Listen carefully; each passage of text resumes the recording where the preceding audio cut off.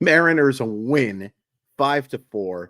They improve to 19-15 on the season, and they take 2 of 3 against the Houston Astros. Let's go over the scoring plays as we always do. Mariners get on the board first in the second. Luis Urias walks with the bases loaded to score Mitch Garver. That's 1-0. And then Josh Rojas singles home Luke Raley to make it 2-0. Mariners get another run in the sixth. Luke Raley connects on his first home run as a Seattle Mariner to make it 3-0. Sixth inning, Kyle Tucker drops the barrel and hits a home run to score Jose Altuve off of Bryce Miller. That makes it 3-2. And an inning later, John Singleton with Jeremy Pena on first base homers to right to give the Astros a 4-3 lead. But the Mariners are able to get it done. In the eighth inning, Urias singles home Dylan Moore. That makes it 4-4. And in the ninth inning, Cal Raleigh, a.k.a. Big Dumper, a.k.a.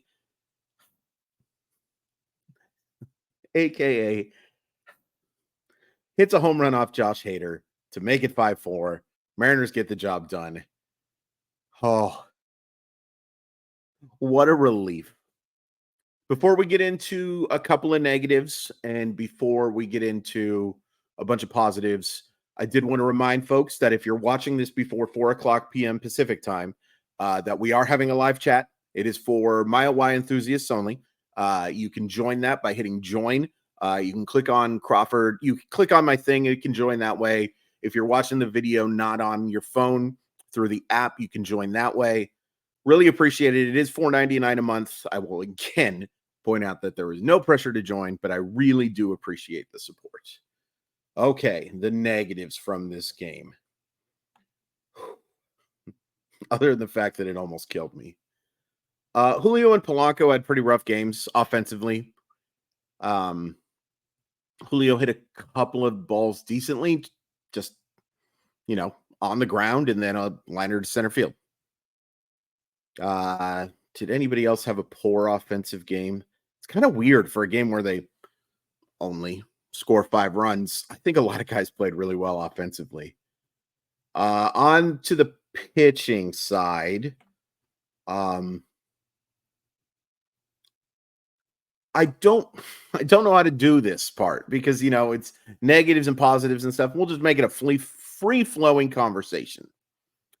Let's talk about Bryce Miller because I thought for 5 innings, Bryce Miller was great. Overall, I would put him in the positive section. Now, he does give up a couple homers to left-handed hitters. And, the first one by Tucker wasn't a terrible pitch. Tucker does drop the barrel down. Ultimately, I think you'd like to get a little more depth on that pitch, get that buried a little further. But it was a nice piece of hitting by Kyle Tucker, who's an awesome baseball player, an awesome player. My main negative in this game is, and I know a lot of people, I know it. I have a YouTube channel with something like 1,410 subscribers, so I know it. Complain about, not that that's a lot in just number compared to some other people, so just keep that in mind too. But clearly, I'm hearing from people. A lot of people think that Scott Service's biggest issue is that he pulls starters too early. I would disagree with that. I would also say that his biggest issue isn't that he pulls starters too late. I would say Scott Service's big issue is, I'm trying to think of the nice way to say this.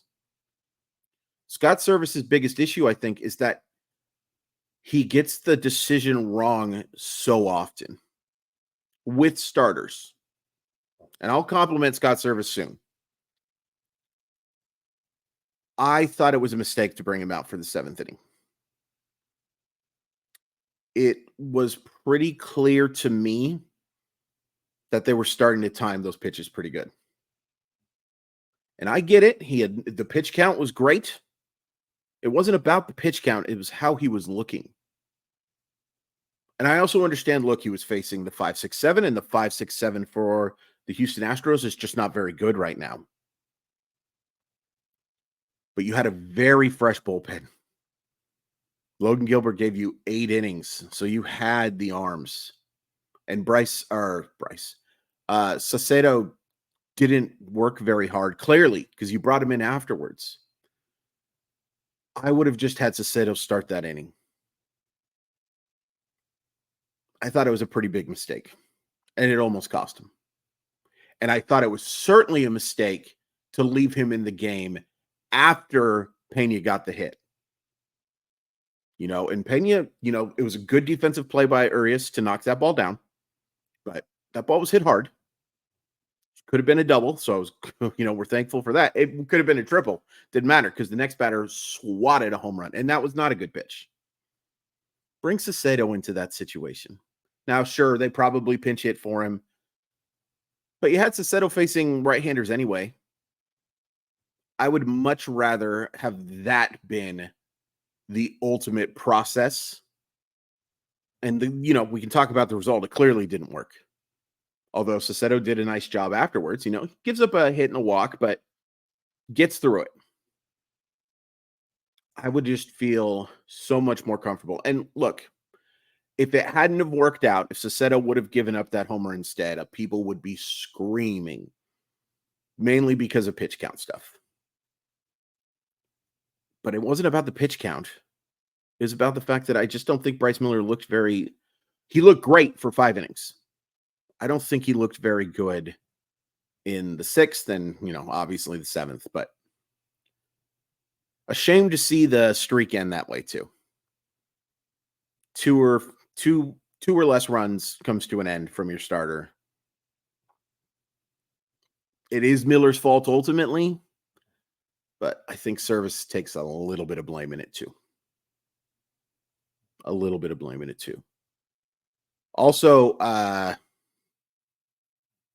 was there something else I wanted to talk about with pitching? I don't know. I'm still lost.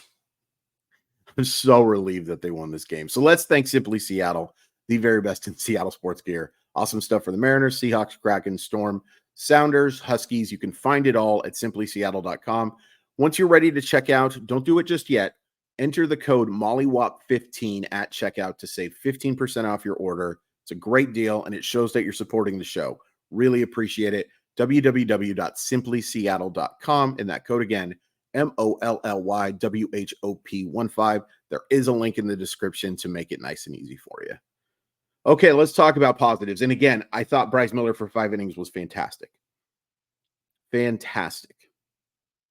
Just, it's still a decent little lineup that the Houston Astros put together. And that time through just didn't have it. But overall, I think the takeaway from Bryce Miller is this dude's good. This dude is really, really, really good. The Mariners have at least 4 really good pitchers. 3 great, 1 really good, and then a perfectly fine 5th starter at worst. And 1 on the rise, too. So that was nice. Saucedo does his job. Stanek gives up the single, but I thought actually had his best stuff that I've seen from him. I still don't trust him against the middle of lineups. And he also hit the batter. I got to be honest, I never root for somebody to get hurt, obviously. But I thought a hit by pitch there in the foot, which clearly didn't affect Alvarez, was probably the best result you could have there, other than an out. Next best result, clearly. Because he can't do damage that way. I was surprised that they went with Stanek there. But ultimately works out. And in large part, it works out because Andre Munoz pitched really well. Certainly helped by the fact that, boy, oh boy, our team's just going so aggressive against Munoz. And I get it to a point. In fact, to a large point, or to a far out point, I guess is the way you'd say that. Because you don't want to get to 2 strikes against that dude. So you want to be aggressive. And you want to, if you get a pitch down the middle of the plate or hittable, hack. But he took advantage of that. Yanir Diaz had a horrible at bat when he came in. Swung at the first pitch, just a little meek pop up to right field. Thank you. And then after the good stuff, Munoz looked great. Really nice job. The fly ball to right field, I think the announcer for the Seattle Mariners oversold a little bit.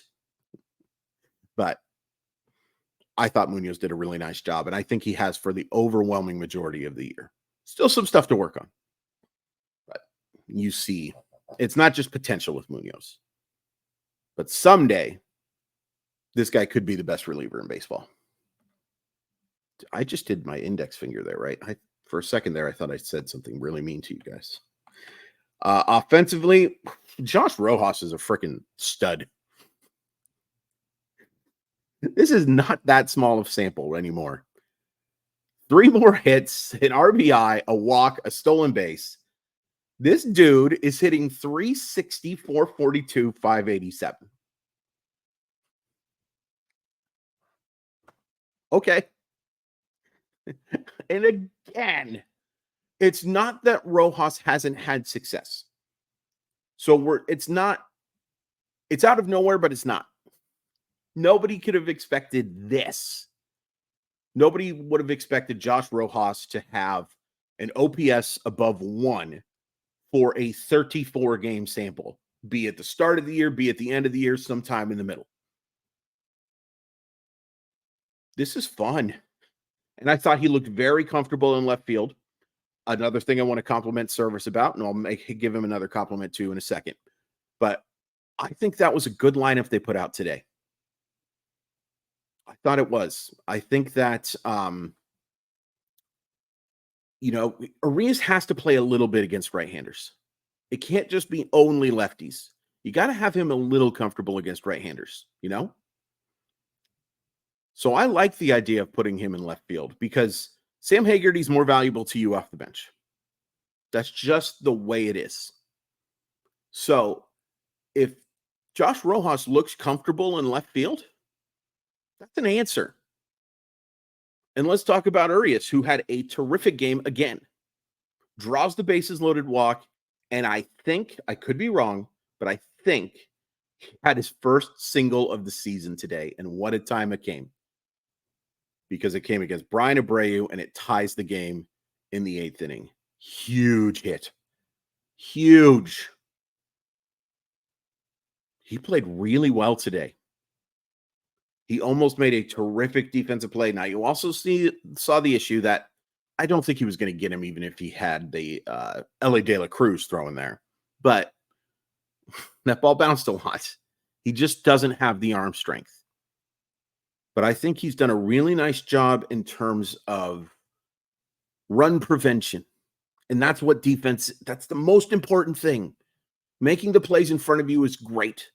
But I think he has shown pretty solid range. And so has Rojas. He played really well today. Dylan Moore only gets the 1 hit, but scorched the baseball a couple of times today. Congratulations to Luke Raley on finally getting that first homer. I'm tied with Julio now. That coming off Montero, former Mariner legend. Who won that trade? Oh boy. Is there anybody else I wanted to talk about here offensively before we get into just me waxing poetic about who? No. Big dumper. Just the 1 hit.